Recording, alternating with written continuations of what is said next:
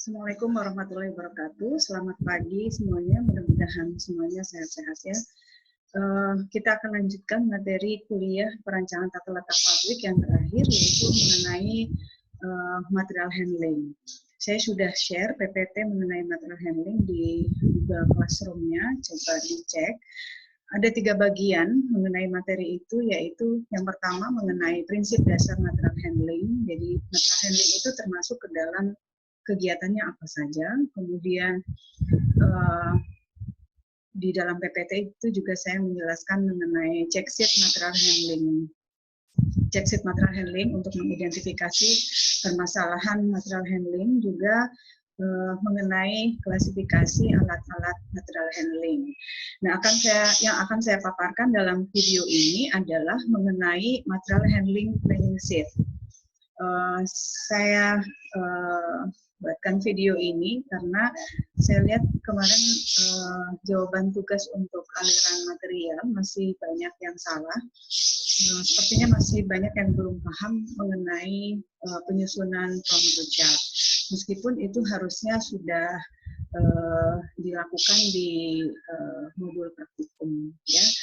Oke, kita mulai. Saya akan jelaskan mengenai material handling planning sheet.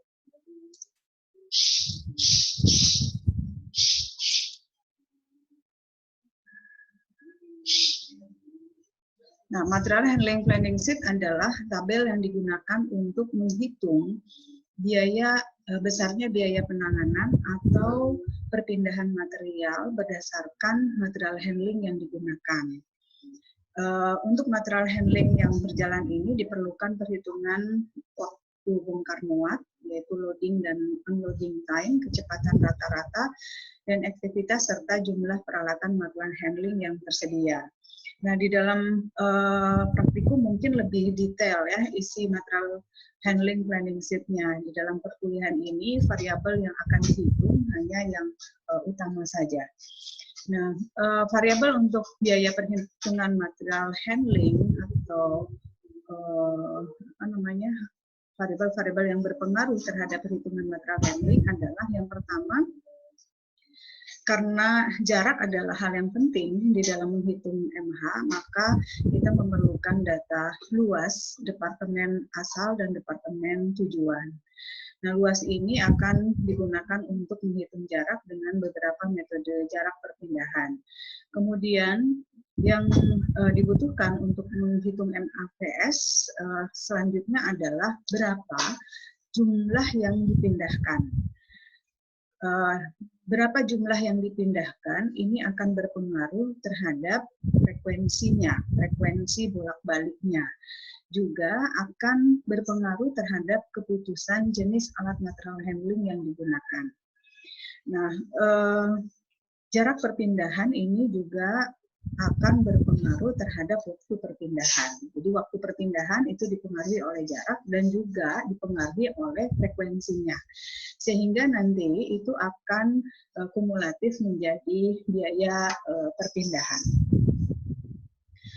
Nah, secara umum biaya material handling ini ya terbagi menjadi 2, yaitu fixed cost dan variable cost. Fixed cost ini di dalam perhitungan biaya material handling ya umumnya yang dibutuhkan adalah biaya investasi alat. Biaya investasi alat apa? Bukan mesinnya, tapi biaya investasi alat material handlingnya. Dari biaya investasi alat itu kita bisa menghitung depresiasi mesinnya dengan satuannya bisa per tahun, bisa per bulan, per minggu, atau per hari tergantung pada perhitungan yang akan kita gunakan. Nah, sedangkan cost variable, yang variable cost yang digunakan untuk menghitung biaya material handling ini, itu seperti biaya listrik, biaya bahan bakar, biaya perawatan, dan upah dari operator. Nah, perlu digarisbawahi di sini, dalam material handling berarti kan yang kita amati adalah aktivitas material handling. Sehingga biaya upah, biaya perawatan, itu semua terkait dengan aktivitas material handling. Contohnya seperti ini. Sebuah alat angkut forklift dibeli dengan harga 50 juta. Diharapkan umur ekonomisnya 5 tahun. Biaya bahan bakarnya adalah 20.000 per 8 jam. Sedangkan biaya perawatannya 5.000 per jam. Jika forklift berjalan rata-rata 15.000 meter per hari, tentukan biaya persatuan jaraknya. Dengan anggapan bahwa alat angkut beroperasi 300 hari per tahun dan upah operator adalah Rp10.000 per jam.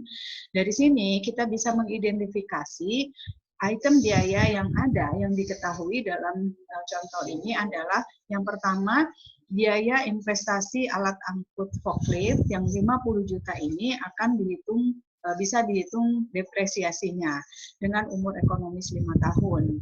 Kemudian biaya variabelnya yang teridentifikasi di soal ini adalah biaya bahan bakar, biaya perawatan, kemudian biaya operator ya, upah operator.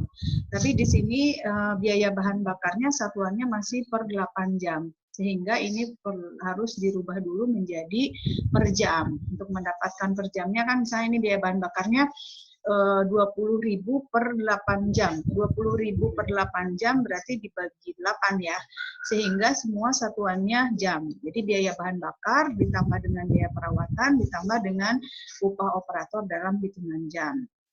Nah, untuk menghitung depresiasinya, tadi kan biaya mesinnya investasinya 50 juta, umur ekonomisnya 5 tahun, hari kerjanya asumsinya 300 hari dan bekerja 8 jam per hari, sehingga depresiasinya kalau kita hitung per jam menjadi 4.166 per jam. Nah, jarak pengangkutan, tadi di soalnya disebutkan jarak pengangkutannya 15.000 per hari. Sehingga kita bisa hitung per jamnya. Karena jam kerjanya 8 jam, sehingga per jamnya menjadi 1.875 meter per jam. Nah, total biayanya, tadi biaya variabelnya ada 3, biaya perawatan, bahan bakar, dan depresiasi, 4 ya, perawatan, bahan bakar, depresiasi, dan operator. Yang 20.000 tadi kan per 8 jam, berarti dibagi 8 jam. Sehingga ini dijumlahkan untuk satuannya per jam menjadi 21.666 per jam. Nah, ongkos material handlingnya berapa? Kalau itu adalah total biayanya 21.000, sedangkan jarak angkutnya 1.875 per jam, maka ongkosnya adalah tinggal dibagi aja 21.066 dibagi 1.875. Oke, jelas ya sampai sini, sehingga diketahui ongkos material handlingnya 11,55 meter per rupiah. Nah, soal ini bisa digunakan juga untuk memilih alat material handling. Jadi bisa nanti saya kasih kasus misalnya ada 3 jenis alat material handling, saya kasih item biayanya, kemudian pilih mana yang paling murah. Nah, berarti caranya seperti ini ya, untuk mengevaluasi alat material handling mana yang paling murah biayanya. Nah, sekarang soal yang kedua, ini ada industri manufaktur yang memiliki fasilitas produksi yang dikelompokkan menjadi 7 departemen. Jadi ada 7 departemen, produknya ada 4 A, B, C, D. Nah, dengan urutan, ini kan MPPC ya. Jadi kalau begini berarti urutan si A ini adalah mesin 1 ke mesin 2, ke mesin 4, ke mesin 5, ke mesin 7. B berarti 1, 4, 5, dan 6, dan seterusnya. Oke. Berarti ini infonya, informasi yang diketahui dari soal ini adalah urutan setiap produk ini pada 7 mesin tadi. Kemudian yang kedua, yang diperoleh informasi lain adalah mengenai layoutnya. Tadi kan ada 7 departemen. Ini adalah luasnya. Nah, untuk menghitung jaraknya, ini ada beberapa metode gitu ya. Kalau misalnya mau dihitung pakai luas, berarti cari luasnya.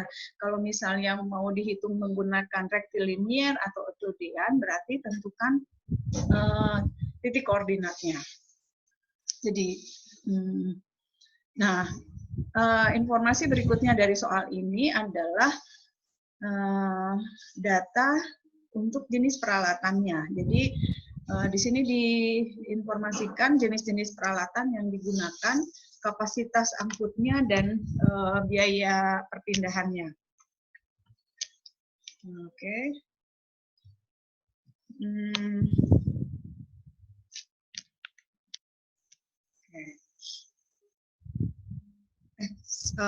Alat material handlingnya ada 3, XX, YY, dan ZZ. Masing-masing mempunyai kriteria berat beban yang bisa dipindahkan itu beda-beda.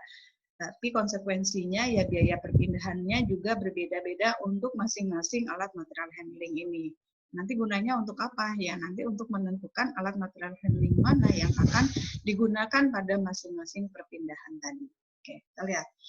Informasi lain, berat produk A sebesar 2 kilo, berat produk B 2 kali berat produk A, C setengahnya dari A, D 3 kali berat produk C, dan jumlah produk yang dihasilkan per hari untuk setiap produk A, B, C, D adalah 200 unit, 150 unit, 300 unit, dan 250 unit.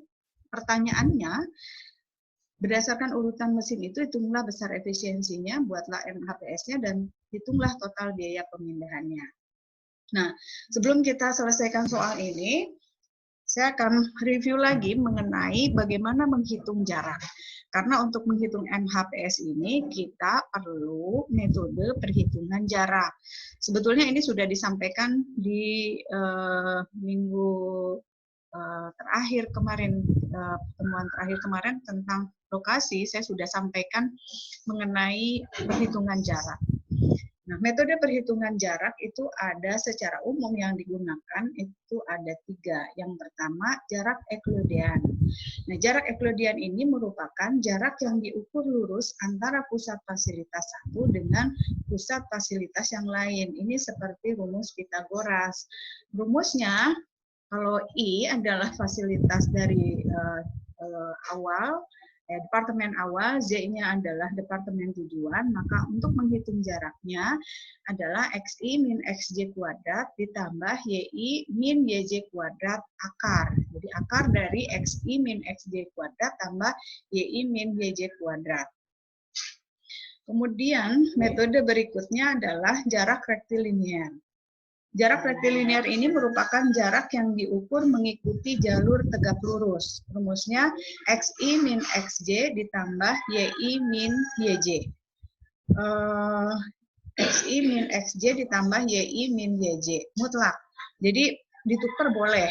Posisinya ditukar. Misalnya ini ya. Ini kan 1,4.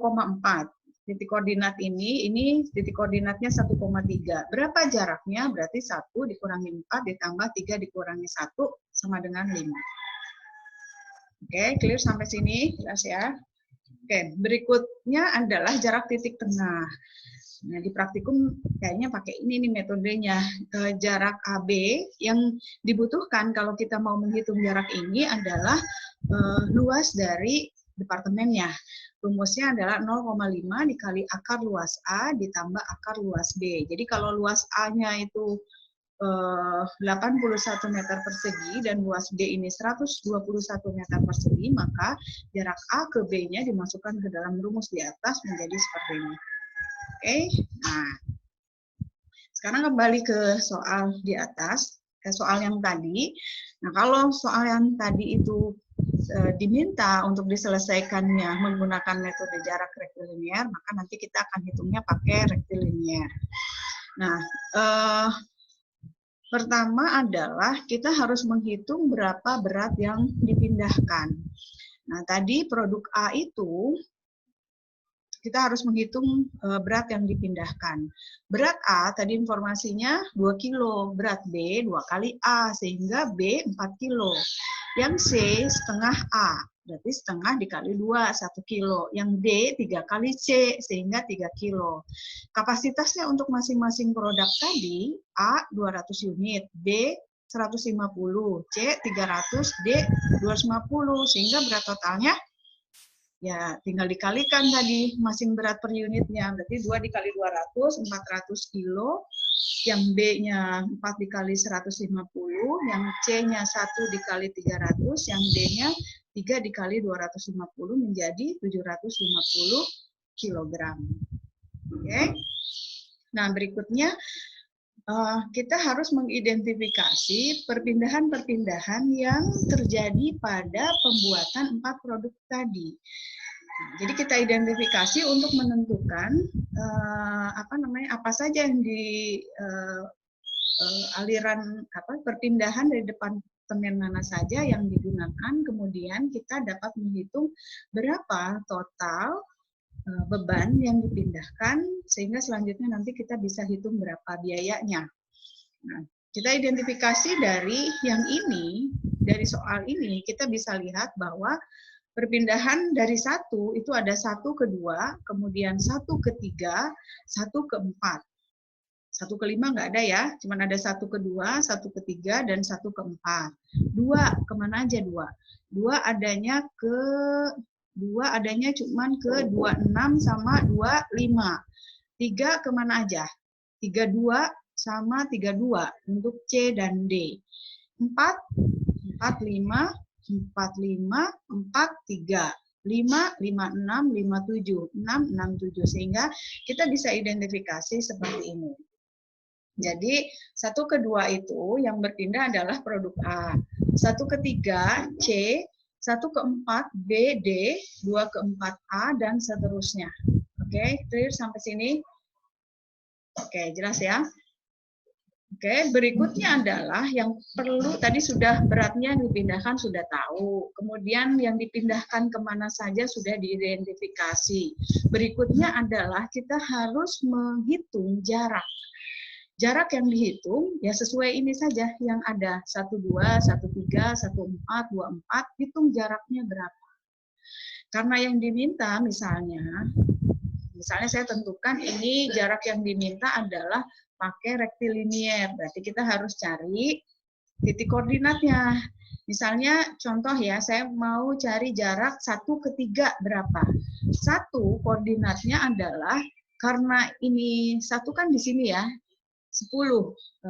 Mulai kita bikin koordinat titik nolnya di sini. Kalau ini lebarnya 10, maka ini kan berarti 5 ya tengah-tengahnya. Kemudian ini tengah-tengahnya di sini adalah 25 karena di sini 15 ditambah 5 tambah 5 jadi 25. 5,25. Yang ketiga ini koordinatnya 15,25. 15 dari mana? Ini kan 10 nih. Ini 10. 3 itu ada di sini, titik tengahnya 3, karena 10 berarti 5. Nah, oke, coba dulu ya, dicoba. Tentukan koordinat-koordinatnya berdasarkan tadi informasi luasnya, informasi panjang dan lebarnya. Jadi titik koordinat nolnya seperti ini. Jadi kalau 1 koordinatnya 5,25, 3 itu 15,25, maka kalau dihitung jaraknya pakai rektilinier, itu 15 dikurangi 5 tambah 25 dikurangi 25. Jadi berapa? 10. Yang 1,2, 15,5 tambah 25 dikurangi 17,5 tambah 10 tambah 7,5 menjadi 17,5. Oke, sip.